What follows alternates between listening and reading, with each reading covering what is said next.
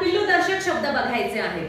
पिल्लू म्हणजे माहितीये ना तुम्हाला, एखाद्या व्यक्तीचं किंवा प्राण्याचं, पक्ष्यांचं एक काय असतं, बाळ असतं. त्या बाळाला काय म्हटलं जातं, पिल्लू. पण मग प्रत्येक प्राण्याच्या पिल्लाला वेगळे वेगळे शब्द आहेत.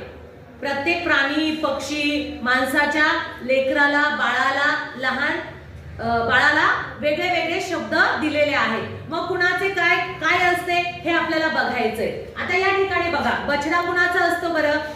हत्तीचा बछडा असतो का? घोड्याचा असतो? सिंहाचा असतो की वाघाचा असतो?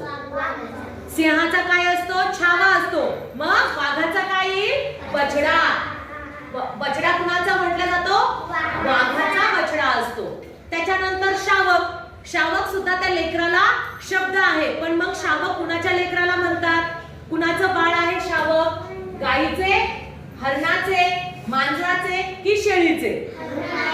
कुणाचे येतं? आता गाईच्या पिल्लाला तुम्हाला माहिती असेल, मांजराच्या पिल्लाला तुम्हाला माहिती आहे, शेळीचं. मग शावक कुणाला म्हटलं जातं?